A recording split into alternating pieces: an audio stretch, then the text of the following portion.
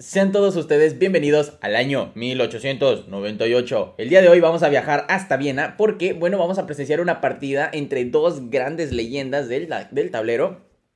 Piezas blancas para Siegbert Tarrasch, piezas negras para David Janowski. Para quien no conozca a David Janowski, este es un campeón ruso con un estilo muy atacante que ha derrotado a varias leyendas. Entre ellas puedo mencionar al mismísimo Lasker. Bueno, vamos a comenzar. Esta partida comenzó con E4, C5, defensa siciliana. Caballo C3. Ya aquí empezamos con la teoría. Caballo C3 se le conoce como defensa siciliana variante cerrada. No así a caballo F3, que es la variante abierta. Básicamente, la defensa siciliana abierta que se juega con caballo F3 se juega prácticamente 10 veces más que la cerrada. Pero bueno, a ver, caballo C3 también es muy jugable. E6, caballo F3, caballo C6, D4, golpe central, C por D4, caballo por D4, caballo F6 y con esto nos vamos transponiendo a un tipo de defensa determinada. A esto se le conoce como la defensa siciliana, variante de los 4 caballos. Bueno, caballo de B5 y D6, una jugada muy interesante. Básicamente este es un insolente planteo por parte de las negras. Miren, para piezas blancas que es Tarrasch consideraba esta jugada D6 como un error decisivo. Pero la realidad es que no. Hoy en día ya se conoce que D6 es de hecho la mejor jugada. Pero bueno, vamos a continuar. Alfil F4, una jugada provocativa. Una jugada provocativa en el sentido de que básicamente le está diciendo a las negras: hey, ¿sabes qué? Juégame E5. Y de hecho es lo que se juega. Es lo correcto. ¿Por qué digo que es provocativa? Porque dense cuenta que el alfil de F8 ya se está quedando encerrado en su propia cadena de peones. Punto importante, porque ahí se empieza a ver cuál es el alfil bueno y cuál es el alfil malo. Alfil G5, A6, caballo, perdón, alfil por F6. Interesante. A mí me gusta más la jugada caballo A3, que, bueno, entramos a una variante que se le conoce como la variante Chelyabinsk. No es muy jugada, no es muy conocida, pero es muy jugable y bastante filosa. Pero a ver, honestamente, alfil por F6 también está bien. G por F6, buena jugada. Espero que no hayan pensado en la mala dama por F6, porque entonces sigue caballo C7 con doblete y las negras aquí están para abandonar. Precisamente por eso se tiene que jugar G por F6. Que si se quiebra el enroque, sí se quiebra, pero dense cuenta que esta, por naturaleza, es una posición de tipo cerrada. Entonces el hecho de que no haya enroque, a ver, tampoco afecta mucho. Caballo A5, perdón, caballo A3, ahora sí. F5, buena jugada. El detalle aquí es el siguiente. Tenemos peones doblados sobre la columna F. Uno de esos peones no nos sirve. ¿Cuál es? Pues el peón de F6. ¿Qué hacemos? F5 para abrir líneas y para deshacernos de nuestras propias debilidades. Recuerden, desháganse de sus propias debilidades. Dama H5, un error. Particularmente esta es una jugada muy buena, muy interesante, pero es un error. ¿Cuál es la idea de esto? Dama H5 se juega con la idea de jugar alfil C4 y apuntar conjunta y sinérgicamente con dama y alfil al punto de F7, punto vulnerable del enroque enemigo. Bueno, lo que queda del enroque. ¿Cuál es el problema? Que se puede refutar muy fácilmente. El hecho es el siguiente: tenemos que evitar que el alfil de F1 llegue a C4. ¿Qué hacemos? B5, buena jugada, evitamos un alfil C4 y bueno, el detalle es el siguiente. Aquí Tarrasch encontró la única jugada que yo considero que es una de las mejores de aquellos años, y es caballo A por B5, muy buena jugada. ¿Cuál es el problema? El problema, y como bien lo razonó Tarrasch, es que este caballo en A3, para que pueda volver a jugar, claramente se encuentra muy periférico. Para que pueda volver a jugar, tiene que pasar caballo B1, luego caballo D2, luego caballo F3. Son muchos movimientos para una posición sumamente activa. ¿Qué se tiene que hacer? Quitar la hojarasca del tablero, desembarazarse del caballo malo, ¿de acuerdo? Entonces, caballo A por B5, alfil por B5 y alfil B7. Buena jugada. Espero que no hayan pensado en dama C7, porque entonces se van perdiendo tiempos con la dama, porque se permite caballo D5, se prepara la ruptura, etc. Pero bueno, alfil B7 es la mejor jugada defendiendo a su respectiva pieza. Alfil C4, Tarrasch logra su objetivo. El objetivo, recuerden, es hacer sinergia con alfil y dama sobre el punto de F7. Ahora, ¿cuál es la única manera de refutar este ataque con negras? Dama F6, buena jugada. El inconveniente es que se van perdiendo unos cuantos tiempos porque, bueno, caballo D5 ataca directamente a la dama y se tiene que volver a mover la dama. ¿A dónde se mueve? Dama G6, también buena jugada, ofreciendo el cambio de damas y prácticamente es inminente el cambio de damas, solamente que aquí se realiza una jugada intermedia. La jugada intermedia es caballo D7, jaque, con intención de capturar a la torre y, bueno, tener el intercambio de un caballo por una torre. Ese siempre es buen negocio. Tras rey D8, Aquí me gusta, o sea, nota personal, a mí me gusta más un poquito rey de 7, pero bueno, se jugó rey de 8, también es buena jugada. Dama por G6, F por G6, interesante jugada. Era a considerar la jugada H por G6, pero bueno, se jugó F por G6, caballo por A8, alfil por A8 y alfil D5. Dense cuenta de lo siguiente, el alfil en D5 se encuentra muy bien porque se está protegiendo mutuamente. El alfil protege el peón de E4 protege el alfil de D5. Aquí la cuestión es la siguiente, tenemos que con negras preocuparnos por el alfil de F8 que se encuentra muy encerrado, hay que hacer algo. ¿Qué hace este David Janowski? Bueno, primero rey C7 para proteger a su caballo. Y tras B4, esta es una jugada que a mí no me agrada como tal y es precisamente por lo siguiente. Básicamente están permitiendo que se capture el peón de B4. Justo ahorita no, porque si caballo por B4, entonces alfil por A8 y se pierde pieza. ¿Me están siguiendo, verdad? Bueno, entonces, ¿qué hay que hacer? Desarrollar el alfil de F8 para conectar la torre con el alfil y poder hacer caballo por B4 sin que se pierda el alfil de B8.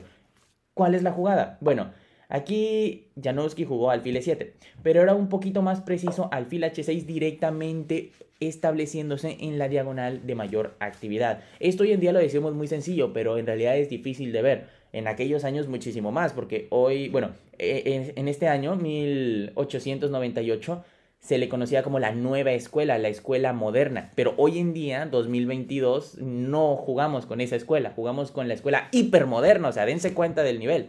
Bueno, entonces alfil E7, C3, alfil G5. ¿Vieron el recorrido del alfil? El alfil de F8 pasó a E7 y luego a G5. ¿No era mejor directamente alfil H6 y corre por la misma diagonal? ¿Se dan cuenta de las cosas? Bueno, repito, esto lo comentamos con respeto y es precisamente para que se vayan dando cuenta de la diferencia de las ideologías que se tenían hace 100 años, hace 200 años y las que se tienen bueno, pues en estos años contemporáneamente. H4, buena jugada, alfil F6, se retrocede, H5, G5.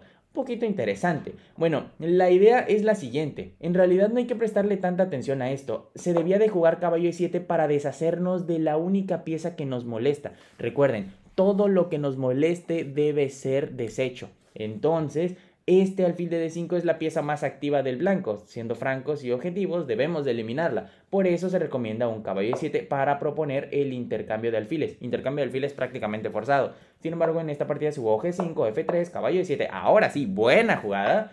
Alfil por A8, torre por A8 y vayan dándose cuenta que la posición le favorece en este sentido a las blancas porque las negras tienen prácticamente pieza de menos. ¿Por qué? Porque este alfil no está jugando y no va a jugar.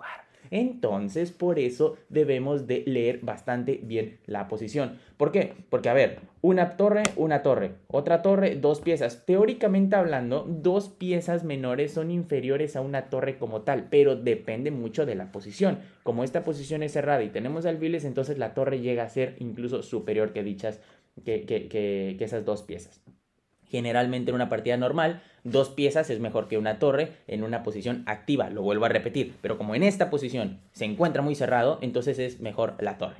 Rey D2, D5, A4, rey B6. Bueno, aquí me agradaba un poquito más G4 con intención de abrir la posición y que pueda respirar un poquito más el alfil de F6, pero digo, rey B6 tampoco está mal. Rey C2, torre C8, rey B3, F4. La cuestión es la siguiente. El alfil de F6 se encuentra totalmente encerrado, totalmente encapsulado. No hay cómo sacarlo. Debemos de sacarlo. Torre HD1, B4, C4. Buena jugada. ¿Por qué? Porque establece y fija la estructura de peones de las negras. Básicamente le están diciendo que ese alfil ya no va a salir de ahí en toda la partida. Entonces, teóricamente hablando, las negras tienen dos piezas, pero posicionalmente hablando solamente tienen una, el caballo. ¿Se dan cuenta de la importancia de esto?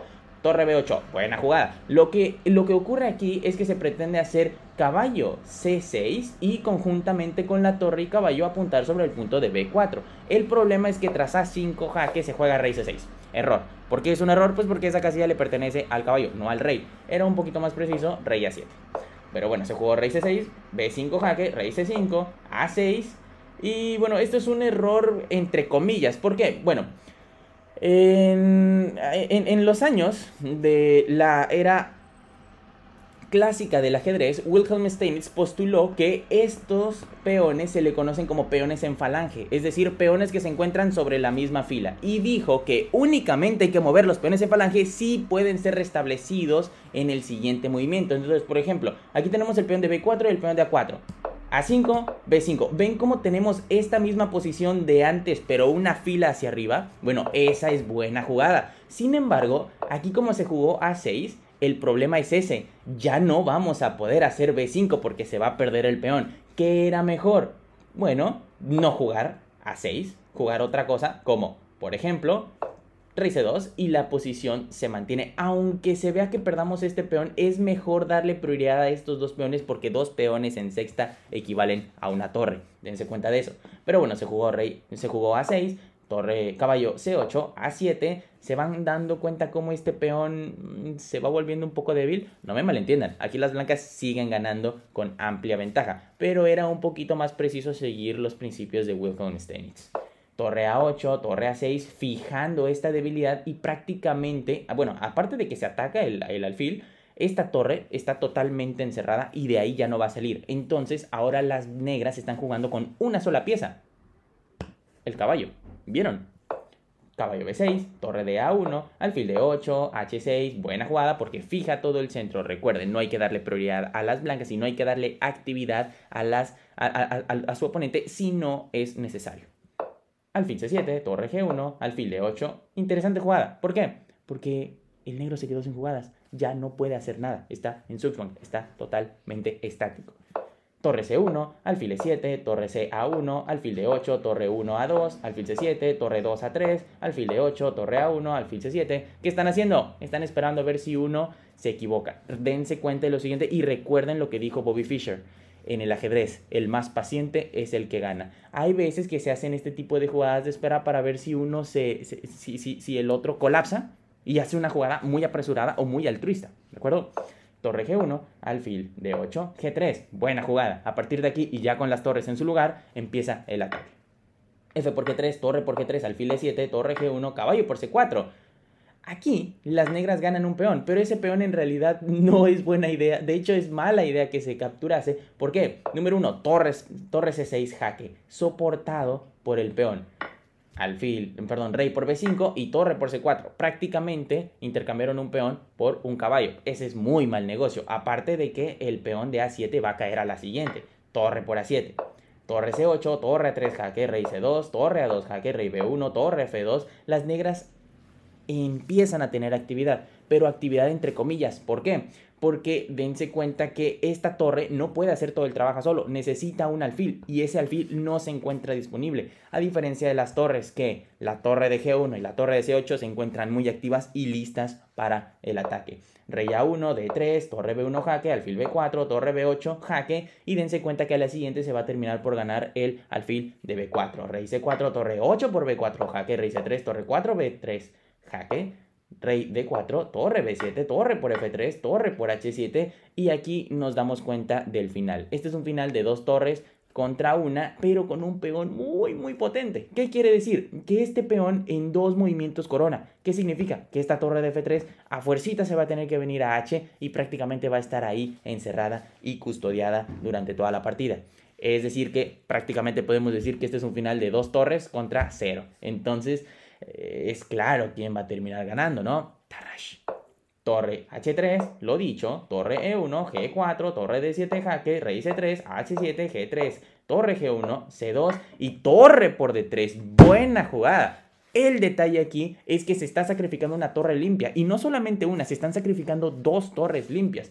En este momento, David Janowski abandonó la partida, pero la razón es la siguiente. En caso de que se capture rey por D3, entonces torre por G3, jaque, buena jugada. Nos deshacemos del peón y teóricamente estamos sacrificando dos torres, pero la cuestión es que recuerden que este peón va a coronar a la siguiente. Entonces, si se hace algo como torre por G3, H8 igual a dama y este es un final de dama contra torre. No pueden ganar las negras. En teoría, esto es prácticamente ganador para las blancas y precisamente por eso abandonaron la partida. Muchas gracias por ver. Cuídense mucho. Bye bye.